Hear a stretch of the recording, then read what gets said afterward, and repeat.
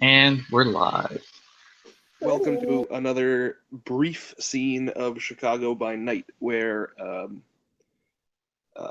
Canis Lupus and Obelisk of the Militus Tenebris Pack um, are patrolling some of the gang-ridden and run-down streets full of foreclosed buildings that occupy uh, Riverdale.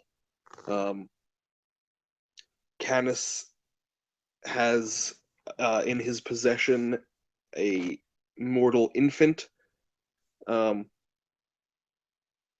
and Obelisk is walking around in his typical bald-headed, suited form. I found it. It was just sitting there. Look at it as he holds up the infant.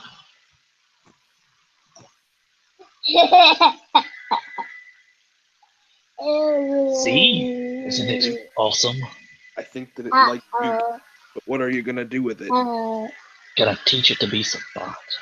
I would maybe wait until it's able to walk.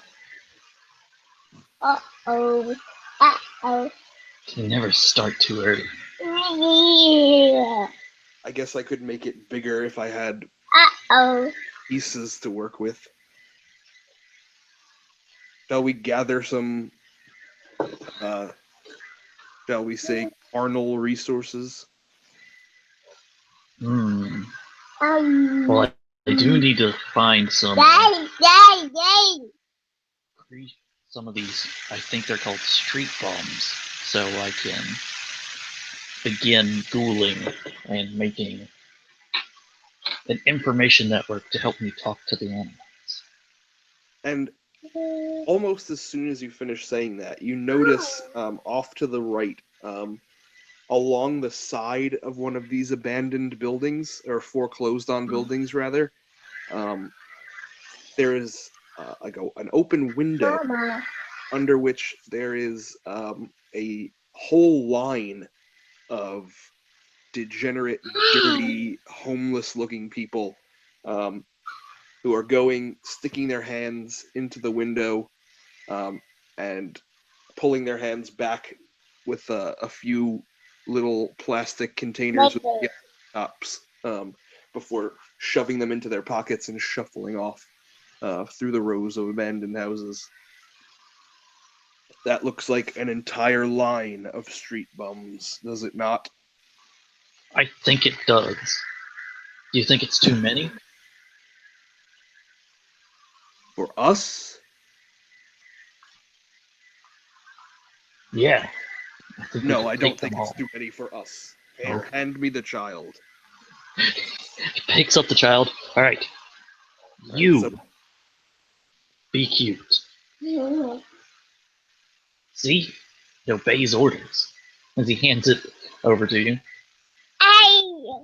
Obelisk will then he'll hold the baby in one hand and reaches to his back with the other hand and kind of just like with his finger, I'll spend a point of blood and using fleshcraft, burrows out a little hole in his back, almost like a baby carrier, and sticks the baby in there with its head sticking out, facing backwards, and then smooths the skin over to keep it securely in place. Sorry, Jason. I didn't get that.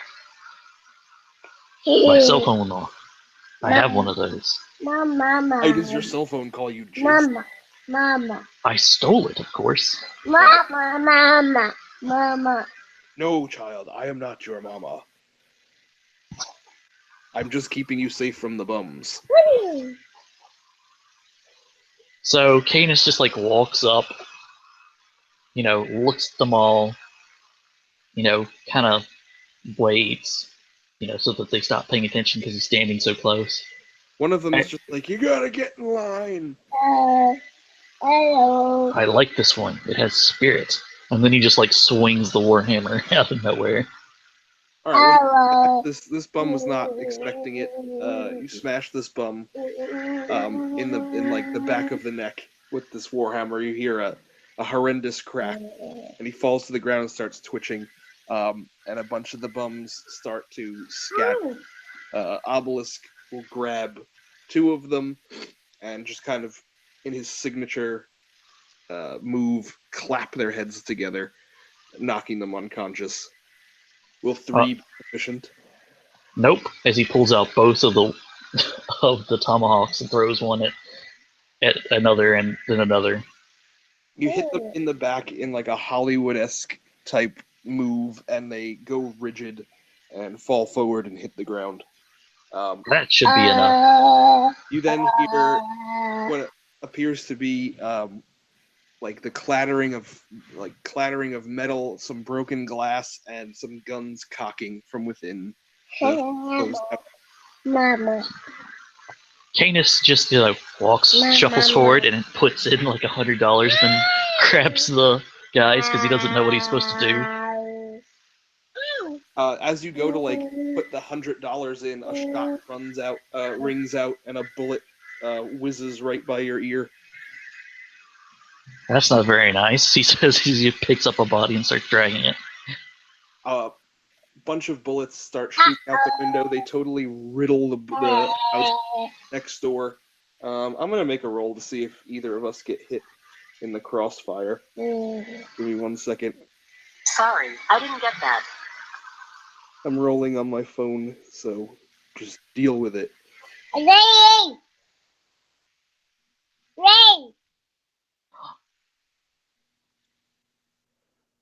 Alright, hold on 1 sec. Pulling up my dice.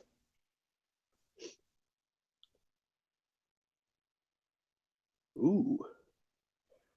That's one hit for the obelisk. And a botch for Canis. Okay. So, Canis is just like walking through, just like Hollywood movie style, just like walking, bullets flying by him. You're walking by, all the bullets are flying by you, and then one guy kind of like leans out the window with a shotgun, like a double-barreled shotgun. He depresses like the first trigger, and it blows a sizable chunk out of the shoulder of Obelisk, which quickly just reforms as if nothing had happened. And he depresses the second trigger, and it misfires and blows up in his hands, and his like front hand is now missing his pinky and his thumb, and his back hand is a mangled, burnt mess. He falls to the ground, shrieking in the alleyway, and you hear pretty far off in the distance some police sirens.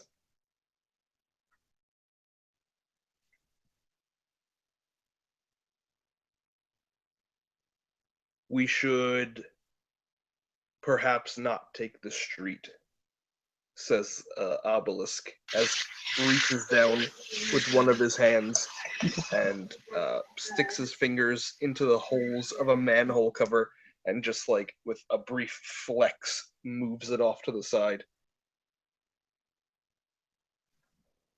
After you, brother.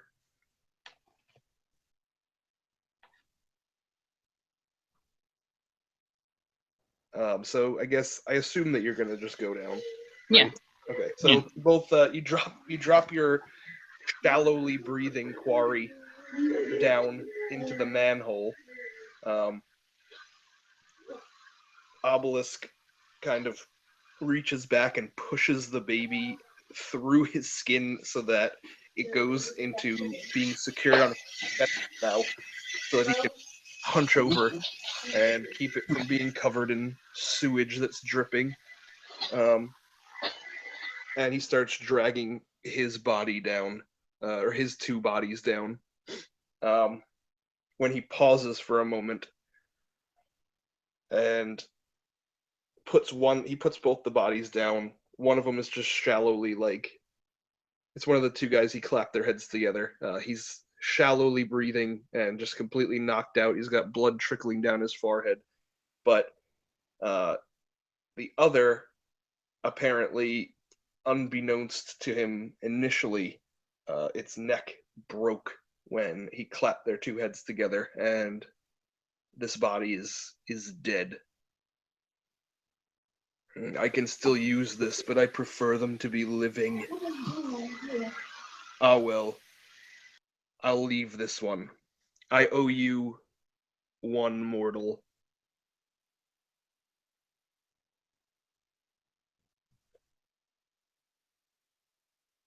Actually, Obelisk says he leaves his two bodies down there and climbs back up to the street where the cop sirens are starting to get closer and closer, and he sees 4 individuals pile into a red Dodge Charger and speed off from behind the house, and you can hear faintly, like, "Please, no, don't leave me." And he goes back behind the house and returns shortly with the guy with his hands blown up. The guy also now has his mouth sealed shut, Matrix style. And you guys can fair escape into the sewer.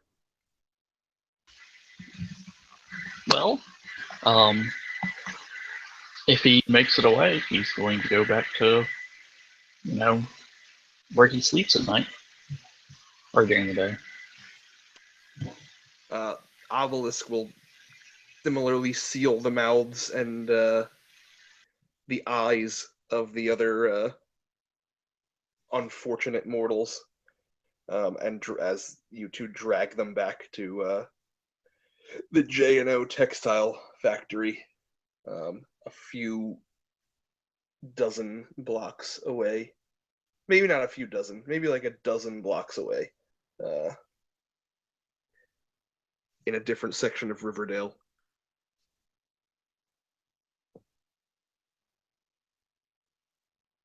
Unless you got anything else. No, that's it. Then call it. Thanks for watching. Alright, bye. Bye.